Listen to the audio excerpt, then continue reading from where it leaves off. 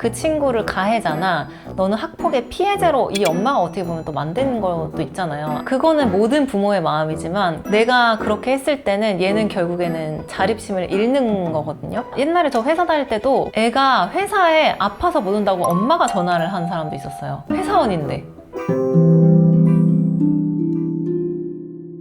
안녕하세요. 고상한 언니 송유진입니다. 오늘은 학교 폭력, 학폭에 대한 이야기를 좀 편하게 나눠보려고 해요. 출처는요, 따순 변호사 둘이라는 곳에서 이제 퍼온 글이에요. 내용은 학교에서 수학여행을 간 거예요. 여학생들 사이에서는 인싸그룹에 같이 앉아서 무리가 되고 같이 놀고 싶었던 아이가 있었어요. 이 아이도 인싸그룹에 같이 끼고 싶었던 거야. 근데 항상 그런 인싸 학생들은 인기가 많아요. 재밌고 쾌활하고, 그러니까 그런 친구들을 원하는 애들이 너무 많단 말이에요. 자리는 한정돼 있고, 근데 우리 아이도 거기에 끼고 싶었지만 끼지 못했어. 근데 거기까지는 그렇다 치더라도 수학여행을 가면 또 밤에 재미있는 일들이 많잖아요, 친구들끼리. 우리 아이도 거기 끼고 싶은데 거기도 못 꼈어. 그리고 다른 방에 배정이 되고 그 방에 들어갔는데 친구들이 여기 선생님이 오지 말라고 했으니까 좀 완곡하게 거절하는 그런 걸 당했을 때는 우리 아이가 겪은 마음의 상처가 너무 큰 거예요. 수학여행 갔다 오고 나서 그 다음날부터 아이가 학교를 안 가겠다, 그런 얘기를 엄마가 들어보면 이 녀석들이 우리 아이만 대놓고 따돌렸네 하면서 학폭 신고를 하는 경우가 실제로 있었어요. 원하는 교우 관계가 형성되지 않은 그런 상황을 견디지 못하고 이 부분을 따돌림이라든지 학교 폭력이라든지 신고하는 학생들과 학부모가 굉장히 많은 게 현실이거든요. 근데 신고당한 여학생들이 조금 안타까운 게 정작 본인은 그걸 기억을 못해요. 그거에 대해 해명을 해야 되는데 해명을 잘 못하는 경우들이 생겨요. 그래서 사실관계에 대해서 자기가 잘 설명을 하면 학폭이 안 나왔을 텐데 그걸 잘 설명하지 못하고 학폭 처분이 나와 교우관계 좋은 우리 아이도 학폭 가해자가 될 수 있다 라는 이런 이야기였어요. 이거는 이제 사실 제가 봤을 때 학폭이라기보다는 억울한 케이스라고 생각을 해도 될 것 같아요. 어떻게 보면 저도 부모지만 부모가 과하게 대처를 한 게 아닌가. 아이가 학폭이라기보다 조금 내 아이가 잘 못 끼는 그런 상황이었던 거잖아요. 근데 그거를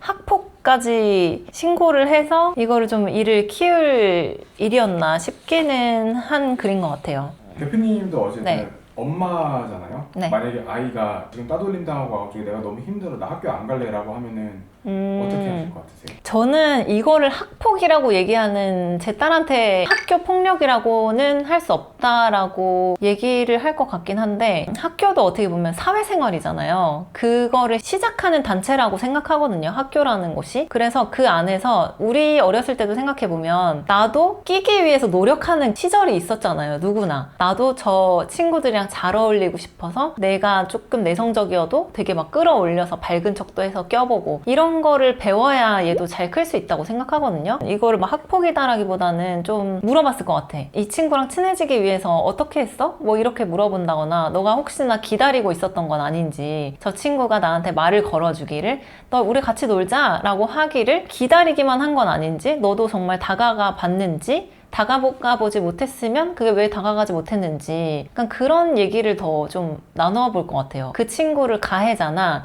너는 학폭의 피해자로 이 엄마가 어떻게 보면 또 만드는 것도 있잖아요. 아이한테 정확한 상황 파악과 이거는 너가 피해자야 라는 프레임을 엄마가 씌워주기보다는 조금 더 유하게 이야기를 많이 들어주면서 되게 차츰차츰 오늘은 가서 친구한테 이거 사탕 한번 줘봐, 그런 방법을 먼저 시도를 해봤을 것 같아요. 물론 부모로서 속상할 수는 있긴 하지만 이렇게 학폭이라고 해서 문제 삼는 게 꼭 좋은 솔루션이라고 생각은 안 해요. 요즘에는 정말 제 주변에도 과잉보호하는 사람들이 많거든요. 근데 그게 결국에는 아이를 위한 길은 저는 아니라고 생각해요. 저는 주변에서 보면 되게 쿨한 엄마긴 해요. 왜냐면 애들이 하기 싫어 막 이런 거를 잘 안 들어주거든요. 하기 싫은 거를 다 안 하면 세상에 할 게 없어 막 이렇게 말해야 하는 엄마예요. 저는 하기 싫으면은 물론 왜 하기 싫은지를 물어보는데 그게 너무 이유가 일반적이다 했을 때는 하기 싫은 게 있어도 참아가면서 해야 되는 것들이 있는 거야. 그리고 그거를 했을 때 너가 되게 큰 성취감을 얻을 수 있어, 이런 얘기를 해주고,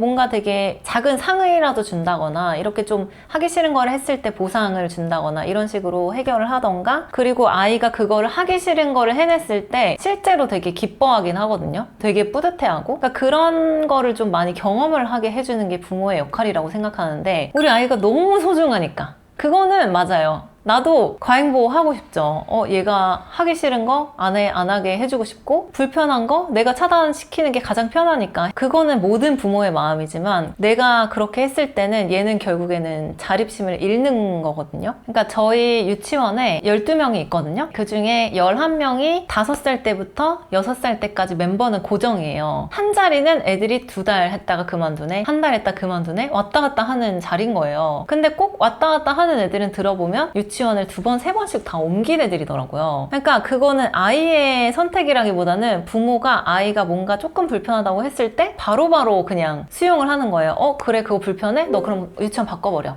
이렇게 되는 거예요. 그러니까 얘는 이거를 견딜 만한 힘을 기르지를 못하는 거예요. 사회적인 면역력을 기르지 못하고, 조금만 불편하면 바로 그냥 엄마가 유치원을 옮겨주고, 아, 내가 이걸 불편하면 이건 잘못된 거구나 라고 애가 스스로 느끼게끔 저는 부모가 해주는 것 같다는 생각이 들거든요. 당연히 우리 애들도 엄마 유치원 가기 싫어 할 때 있죠. 그러면은 저는 왜 유치원이 가기 싫은데? 하면서 이제 좀 얘기를 들어보고, 조금 더 다녀봐. 그리고 유치원이 가기 싫다고 해서 안 가면 세상에 할 수 있는 게 없어. 저는 5살이어도 그렇게 얘기해요. 좀 견뎌. 할 수 있어. 너는 충분히 할 수 있는 애야. 그거 너 잘하는데 왜 그거를 안 한다고 해? 이렇게 이제 얘기를 해주거든요. 그러면은 또 한 3, 4일 뒤에는 재밌다고 해요. 우리도 막 피곤한 날 회사 가기 싫잖아요. 그거랑 똑같은 거거든요. 근데 이게 아이가 힘든 모습을 보였을 때 하지마 다 그냥 중단시켜버리고 얘가 원하는 대로 다 바꿔주는 거는 저는 결코 그 아이를 위한 거는 아니라고 생각해요. 근데 이것도 어떻게 보면 친구가 따돌림을 시킨 건 아니에요. 그냥 내 아이가 이 무리에 들어가고 싶은데 못 들어간 거잖아요. 물론 속상해요. 굉장히 속상한 일인데, 저는 애가 몇 살인지 모르겠지만 생일 파티를 뭔가 열어준다거나, 뭐 엄마들을 수소문해서 엄마들을 만나가지고 뭔가 이렇게 모임을 만든다거나 간접적으로 도와줄 것 같아요. 뭔가 자연스럽게 할 수 있는데 이거를 마치 우리 애를 학폭을 시켰어, 내 아이를 피해자로 만드는 거는, 이거는 부모라고 생각하고, 그래서 요즘에 캥거루족이 많은 걸 수도 있어요. 옛날에 저 회사 다닐 때도 애가 회사에 아파서 못 온다고 엄마가 전화를 한 사람도 있었어요. 회사원인데. 그런 걸 보면서 저 아이는 뭘 할 수 있을까, 혼자서. 아이들을 키우는 거는 결국에 얘가 독립해서 사회에 나가서 잘 생활할 수 있게끔 도와주는 게 부모의 능력이라고 생각해요. 어른들의 역할. 근데 그거를 너 이거 불편해? 엄마가 이거 다 차단해 줄게. 이거 좀 불편해? 엄마가 다 이거 해결해 줄게. 이렇게 하기 시작하면 얘는 결국에는 아무것도 할 수 없는, 자신감도 없고 자존감도 낮고, 왜냐면 난 할 수 있는 게 없으니까 맨날 엄마한테 전화해서 할 수도 없는 노릇이고. 그러니까 이런 아이들을 만드는 일이라고 저는 생각해요. 근데 학폭은 너무나 나쁜 거지만 이거를 학폭이라고 얘기하는 거는 좀 과하다. 친구랑 잘 사귈 수 있게끔 엄마가 자연스럽게 좀 만들어주는 게 더 현명한 대처지 않았나 생각을 합니다. 그 옛날에 맘충이라는 그런 단어가 그런 비하 발언이지만, 네. 맘충이라는 그런 단어가 성행했을 때 사실 이런 과잉 보호 때문에 생긴 단어가 아닐까 저는 생각을 하고 있거든요. 네네네. 그게 대해서 너무 안타깝다고 생각을 해요. 저도 사실 승무원 할 때 그 단어를 굉장히 공감을 했던 단어 중에 하나예요. 맘충까지는 아닌데, 그러니까 과잉보호라기보다 남한테 피해를 주는 거를 두려워하지 않는 사람들, 내 아이를 위해서라면, 그것도 어떻게 보면 과잉보호겠지만, 애를 낳아보니까 엄마가 너무 힘들어서 그래요. 그거는 엄마가 너무 힘드니까 사람이 마음이 좀 체력이 있어야 좀 넓어지는데, 너무 힘드니까 에너지가 없고 예민해지고 하다 보니까 좀 이기적이게 되고, 나만 생각하고 우리 애만 생각하고 이렇게 되는 것 같긴 해요.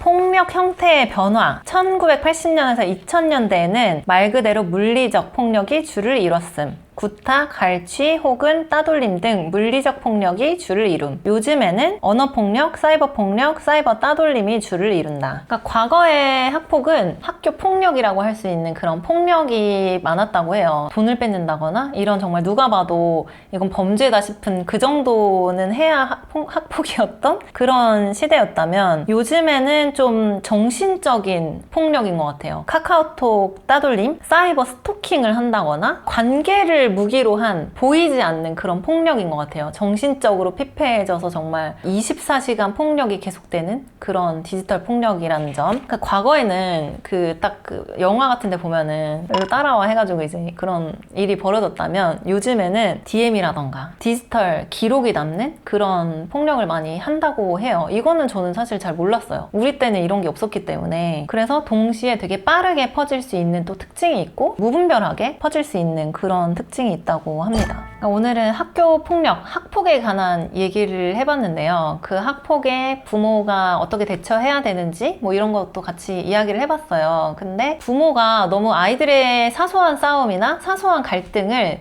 폭력으로 규정을 해버리면, 그러니까 모든 갈등을 부모가 이거를 학교 폭력이다 라고 규정을 해버리면 아이들이 감정 조절을 할 수 있는 능력을 잃어버려요. 타인의 선택권을 인정하지 않는 것도 될 수 있거든요. 부모가 그 친구가 너랑 안 놀아? 그러면 이건 학교 폭력이야 이렇게 해버리면 그 친구도 사실 선택권이라는 게 있잖아요. 내가 좋아하는 친구랑 놀고 싶고 무조건 나한테 맞춰야 되는구나 라는 잘못된 인식이 또 생길 수도 있는 거고, 문제의 크기를 구분할 수 있는 능력을 잃어버리는 것 같기도 해요. 문제가 이 정도로 이건 심각한 문제구나, 아니면 이 정도는 그냥 나 혼자 해결해볼 수 있는 문제구나 라는 걸 스스로 해볼 수 있는 기회를 오히려 박탈시킬 수도 있는 것 같아요. 그리고 모든 거를 이거는 우리 엄마가 해결해 줄 거야, 그런 외부 권력에 너무 의존을 하게 되는 성향을 가질 수도 있을 것 같아요. 그래서 요즘에 너무 어른이지만 어른이지 못한 사람들이 많다고는 하는데, 그런 것들이 또 부모의 어떻게 보면 과잉보호에서 나올 수 있는 거거든요. 물론 내 아이들 다 너무 소중하고 예쁘고 좋은 세상에서만 자랐으면 좋겠지만 살아보면 세상이 그렇진 않잖아요. 그러니까 이제 험한 세상을 스스로 잘 살아나갈 수 있게끔 아이가 겪는 시련도 아이가 스스로 좀 해결할 수 있는 그런 능력도 좀 키워줘 보고,